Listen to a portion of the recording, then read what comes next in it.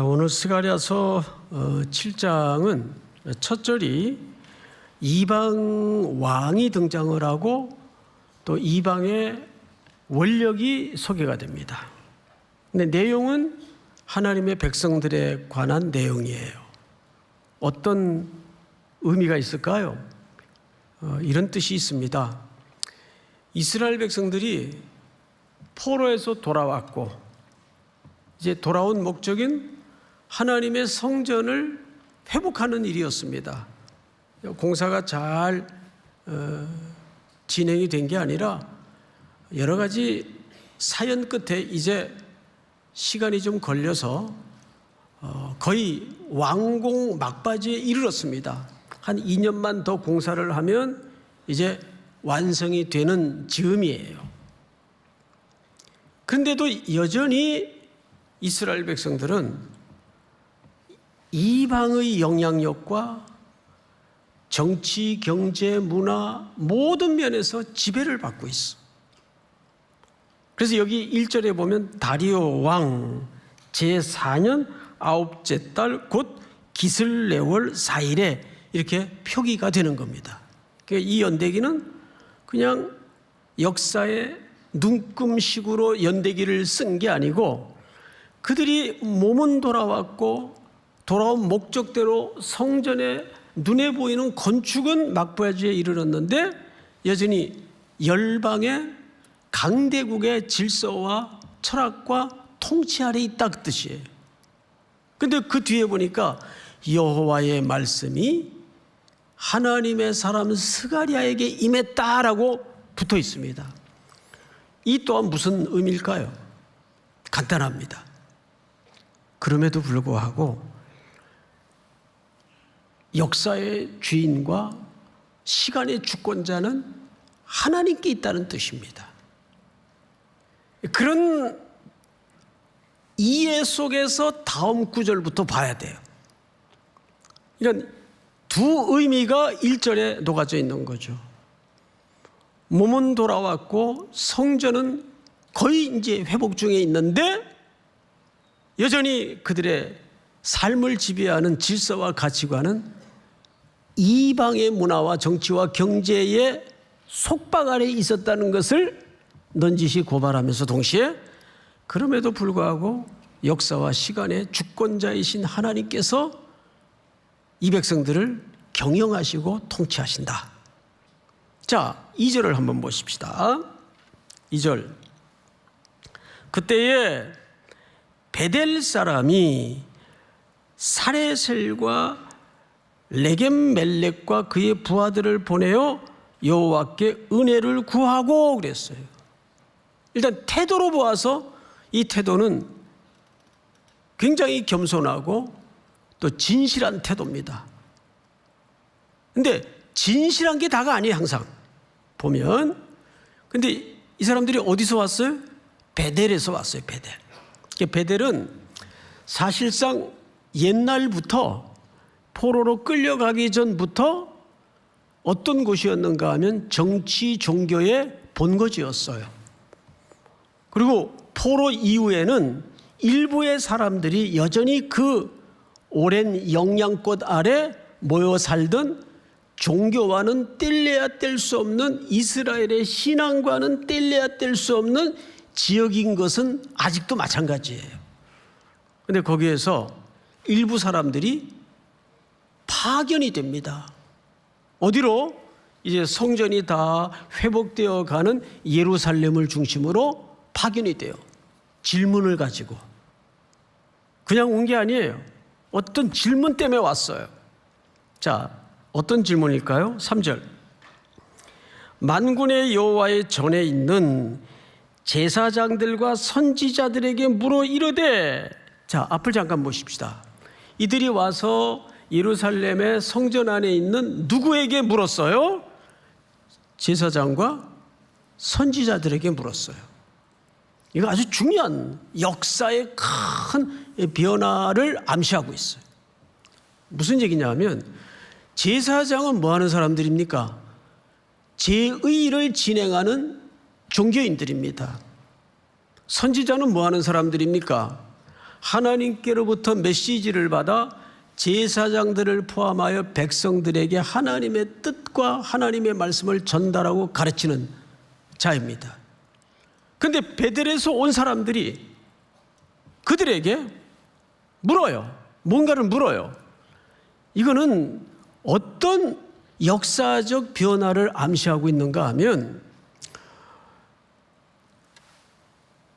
남과 북이 하나로 통합되는 향후 미래적 상징을 담고 있어요. 성경 전체 맥락에서 보면 남유다와 북이스라엘이 하나를 열망하는 통합의 의미를 담고 있어요.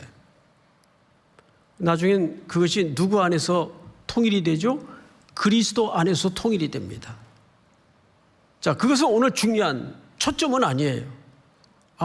이런 베델에서 예루살렘까지 찾아와 제사장에게 선지자에게 질문을 했다는 것은 그런 미래를 향한 통합의 열망을 담은 암시가 있구나. 이 정도로 이해를 하고 지나가십시다. 오늘 다룰 내용이 많으니까. 그러면 이들이 와서 도대체 뭘 질문을 했는가 한번 잘 보세요. 자, 3절. 선지자들에게 물어 이르되 내가 베델 사람들이죠. 여러 해 동안 행한 대로 뭔가 여러 해 동안 행한 뭐가 있었어요. 5월 중에 울며 근신하리이까. 우리가 수천 년 후에 이 글을 읽을 때는 뜬금없어 들려집니다. 이게 뭔 소리야? 그래서 우리는 조금 이 문장의 성경적 배경이 되는 본문을 살펴봐야 됩니다. 그래서 열왕기하 25장을 좀 띄워주실까요? 잘 보세요. 바벨론 왕 느부갓네살의 19째 해 5월 7일에 여기 몇 월로 표기되고 있어요? 5월입니다. 근데 오늘 여기 질문 속에 5월 중에 울며 근신하리이까 5월이 나와요. 이 5월이 아주 중요합니다. 자, 5월에 보시면 바벨론 왕 느부갓네살의 19째 해 5월 7일에 5월 달에 무슨 일이 있었어요. 과거에 70년 전에 바벨론 왕의 신복 시위대장 느부사라단이 예루살렘에 침략을 합니다. 바벨론 왕의 신복 하나가 명령을 받아서 예루살렘으로 공격을 해요. 9절 여호와의 성전과 왕궁을 불사르고 예루살렘의 모든 집을 귀인의 집까지 불살랐으며 시위대장에게 속한 갈대아 온 군대가 예루살렘 주의 성벽을 헐었으며 모든 귀족의 집들까지 다 태우고 성벽도 허물고 성전도 허물고 왕궁도 허물고 완전 초토화시킨 겁니다. 그 이후에 어떤 일을 했나 보세요. 11절 성중에 남아있는 백성과 바벨론 왕에게 항복한 자들과 무리 중 남은 자는 시위대장 느부사라단이 모두 사로잡아가고, 그러니까 전부 끌고 간 거, 이때 포로들을 끌고 가고. 12절 다 같이 시작. 시위대장이 그 땅에 비천한 자를 남겨두어 포도원을 다스리는 자와 농부가 되게 하였더라. 네, 그 비천한 자들은 그냥 자기 살던 땅에 남겨두어서 농사를 짓게 했어요. 그러면 이 농작물도 나중에 사실 다 걷어갑니다. 얼마나 철저히 뼈까지 안 남기고 싹 먹어치운 겁니까? 이게 이스라엘 민족사에는 잊을 수 없고 잊혀지지 않는 치욕스러운 역사적 실제 사건입니다. 그래서 그들은 포로로 끌려가서 포로 기간 동안 70년 동안에 5월이 오면 절기를 정해서 우리 금식하자. 어떻게 우리가 그날을 잊을 수 있겠는가 해서 70년 동안을 제사를 지내고 예배를 드렸어요. 아주 절기화 시켜가지고. 우리도 역사 근현대사에 보면 그런 날들이 몇 날 있죠? 그렇듯이. 자, 그런데 25절로 한번 건너가 보실까요? 자, 보시면 7월에 또 무슨 일이 있었어요.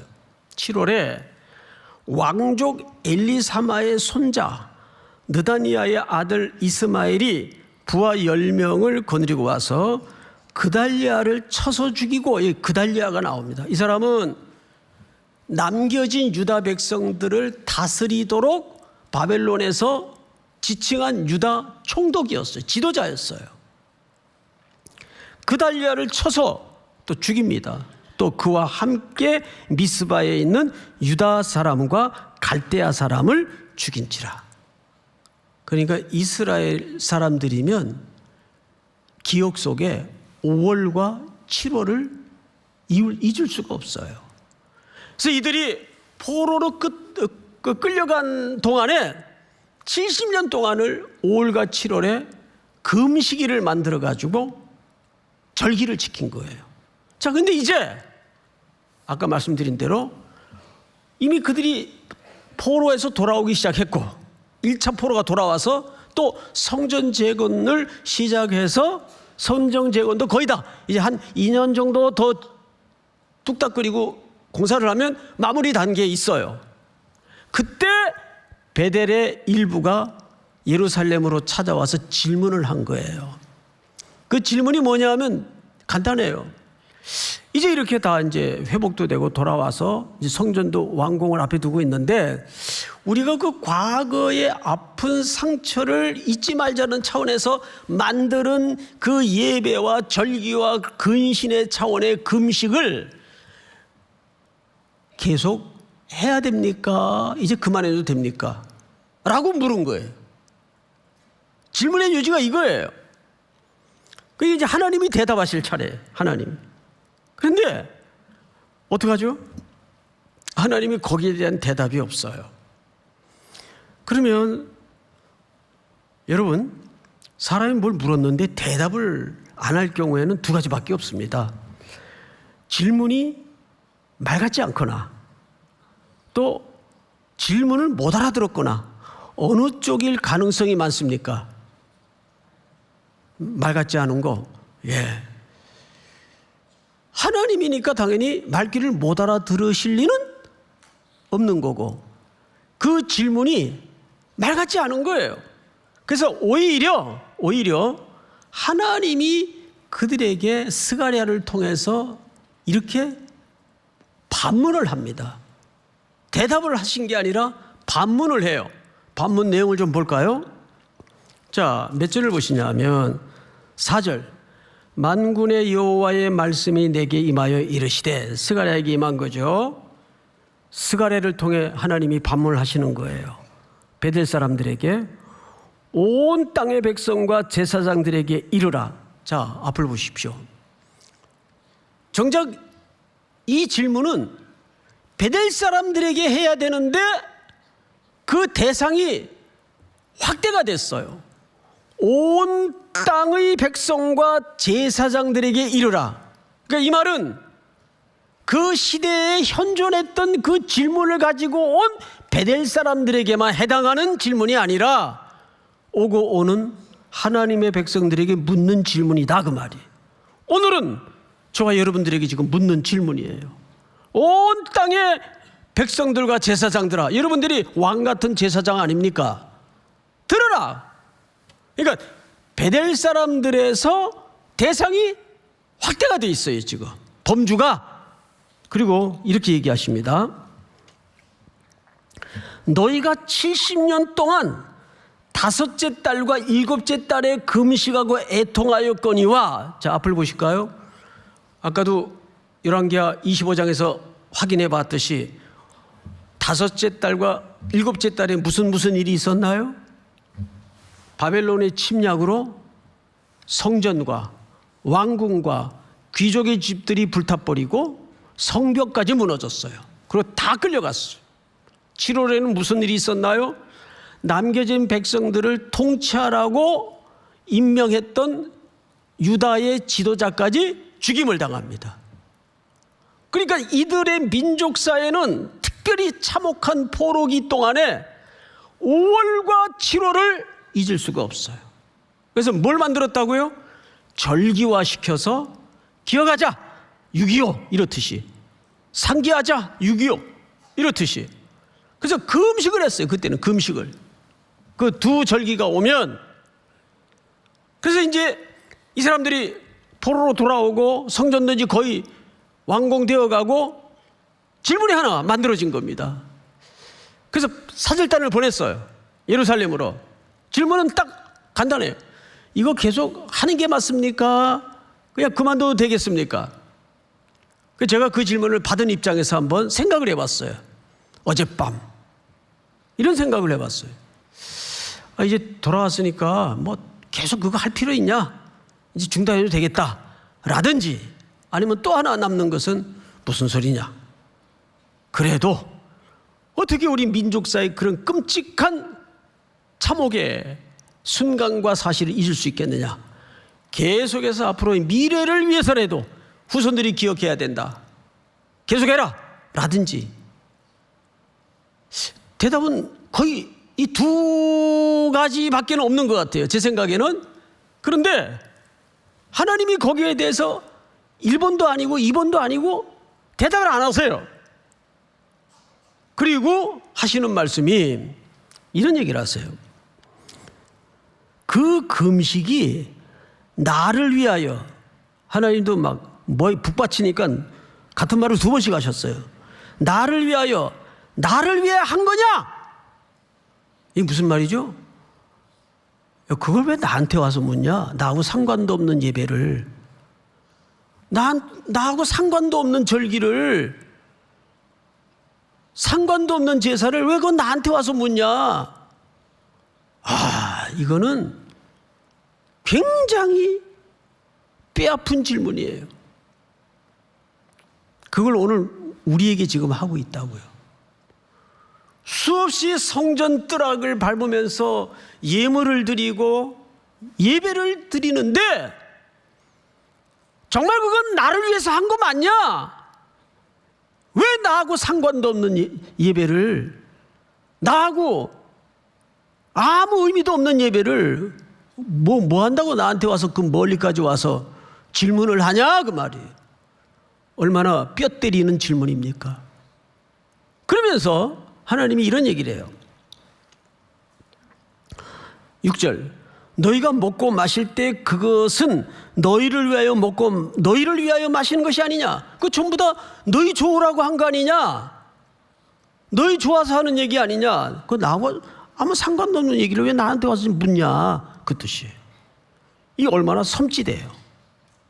그러면서 하나님이 작심하고 7절 전체 한번 같이 읽어볼까요? 시작. 성읍에 백성이 평온히 거주하며 남방과 평온의 사람이 거주할 때에 여호와가 옛 선지자들을 통하여 외친 말씀이 있지 않으냐 하시니라.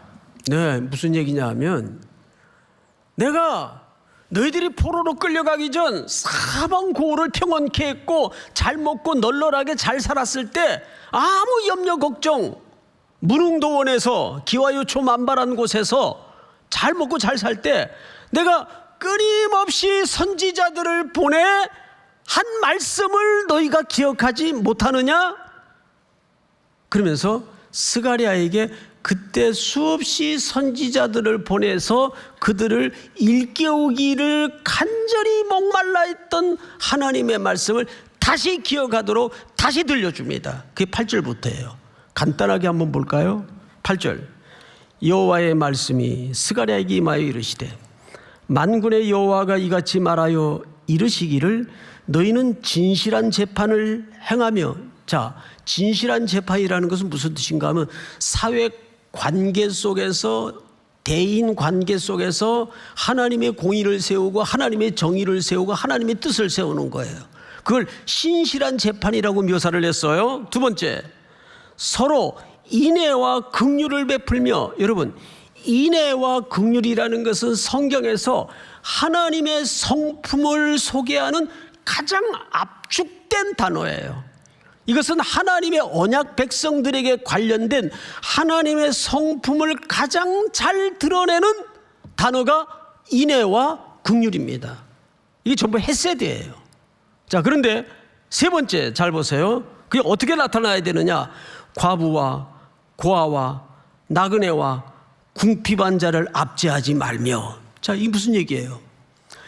지금 세상은 노골적으로 이렇게 하는 사람들은 많지 않아요. 그런데 실질적으로, 구조적으로, 정서적으로 이런 이 약자들에 대해서 국가의 철학이 빈곤할 때 일어나는 이 소외된 자들의 피눈물이 얼마나 많은지 알아요? 이게 시스템적으로 일어나고, 제가 비행기 안에서 본 영화인데 그 뇌진탕이라는, 영어로 컨커전이라는 영화예요. 근데 이게 뇌진탕이라는 뜻이에요. 미국 풋볼 선수들이 이상하게 젊을 나이에 40대 초반에 30대 심지어 후반에 이상한 병에 걸려가지고 자꾸 죽는 통계가 어느 흑인 의사, 그 사람도 이민자예요. 사회적 약자예요. 그런데도 그 의사의 말을 무시해요. 그래서 끝까지 그것을 구조적으로 밝히는 거예요. 근데 거기에는 어마어마한 돈이 왔다 갔다 하기 때문에 그런 발표를 갖은 제도와 억압을 통해서 틀어막죠. 긴 세월을 통해서 밝혀냅니다.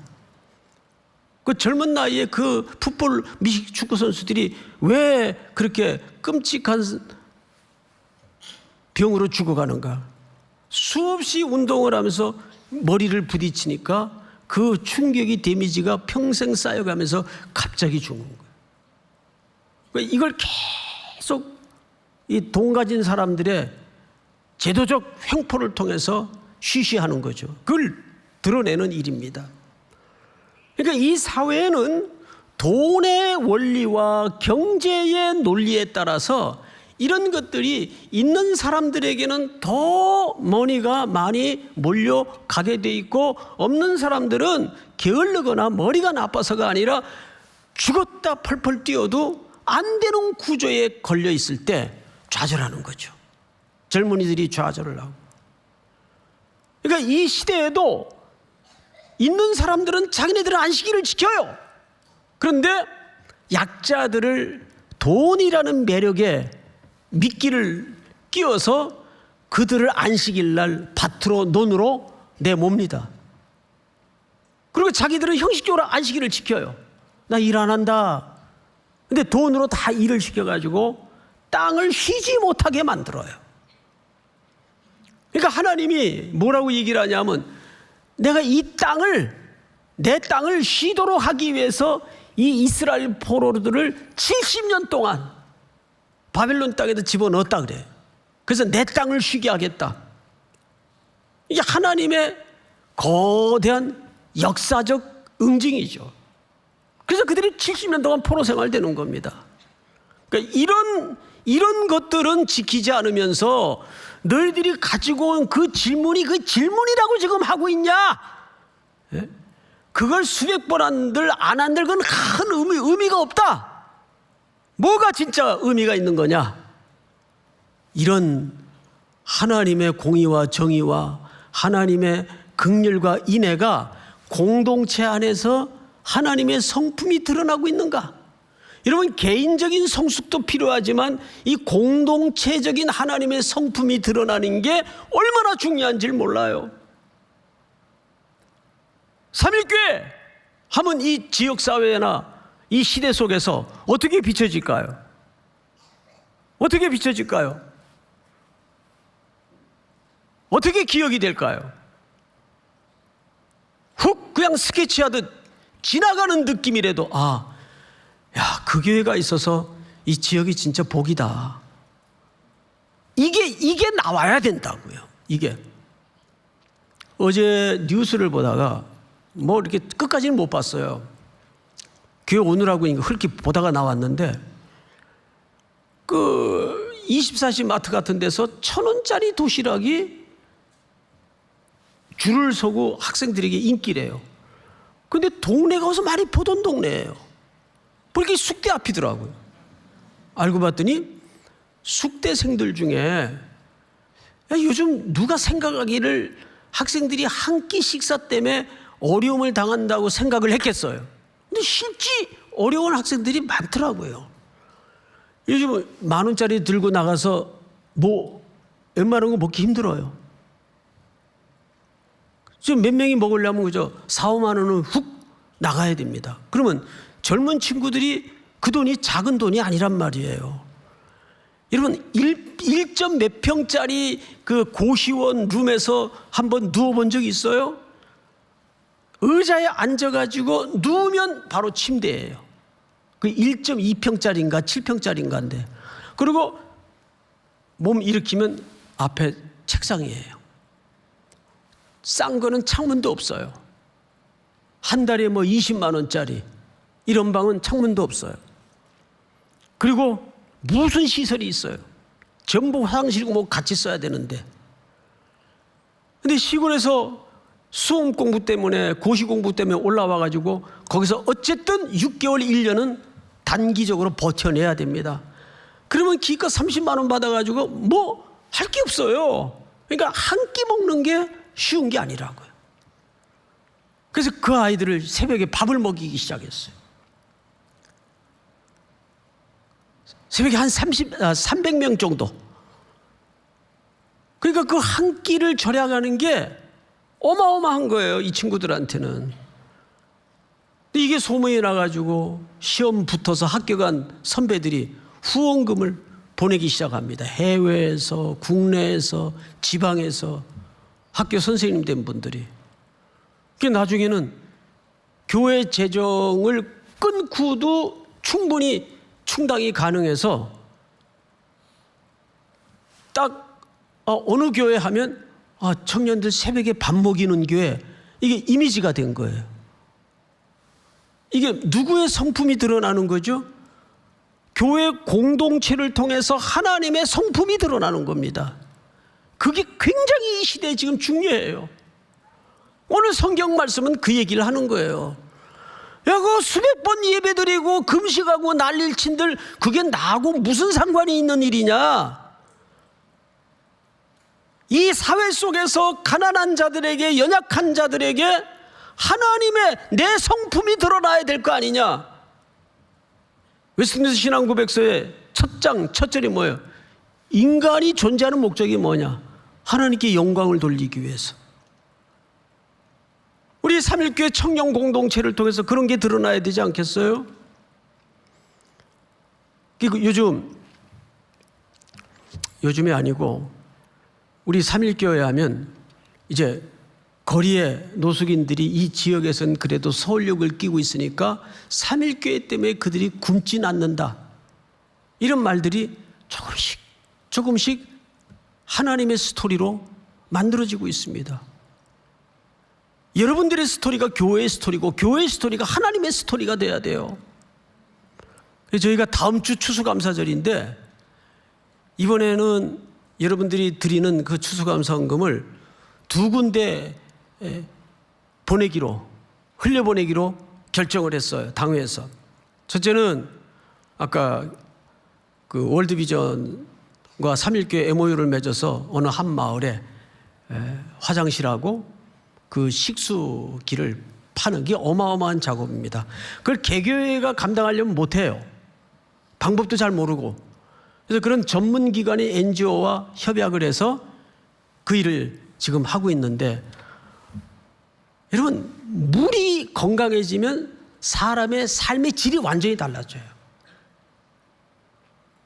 세상에 어린 병든 딸을 데리고 물 기르러 100km가 넘는 길을 그 살인적인 햇살이 쪼이는 평원을 걸어가다가 거기서 죽은 모녀의 이야기는 정말 두고두고 가슴이 아파요.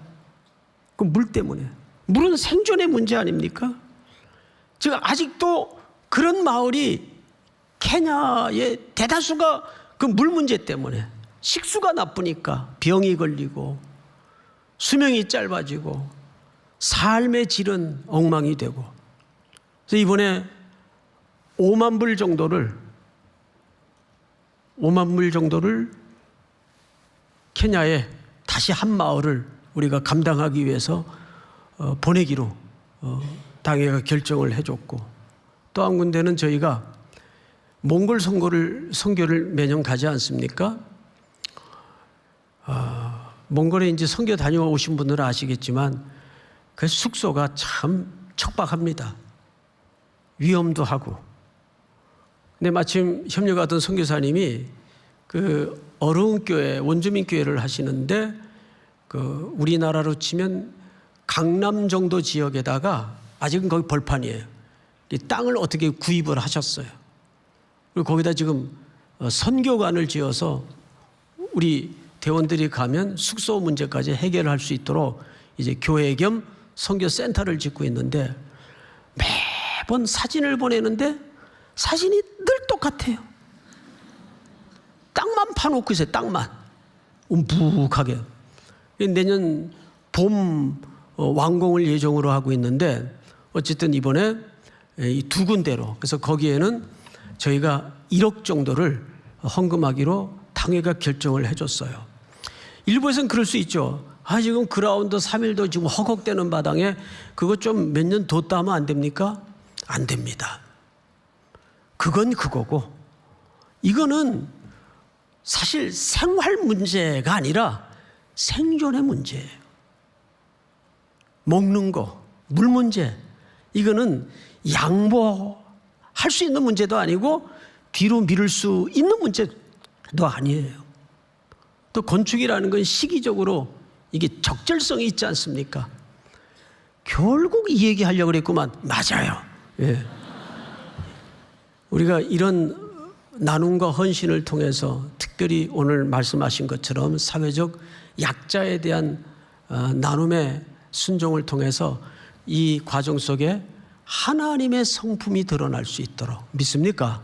이 일에 여러분 작은 손이라도 상관없이 함께 뜻과 마음을 모아주시면 감사하겠습니다. 다 일어나십시다. 우리 기도합시다. 사랑하시는 하나님, 감사합니다. 오늘 주신 말씀처럼 수많은 예배, 수많은 예식도 필요하겠지만 하나님의 성품이 드러날 수 있도록 우리의 삶에, 우리의 일상에 그리스도가 주인 되게 하시고 하나님의 말씀에 귀 기울이는 순종이 있도록 함께하여 주시옵소서. 지금은 우리 구주 예수 그리스도의 은혜와 아버지의 사랑과 성령님의 교통하심이 머리 숙여 경배를 드리는 사랑하고 사랑하는 3일의 성도들, 해외, 군에 출타 있는 가족과 복중의 생명까지 영원토록 함께 있을지어다. 아멘.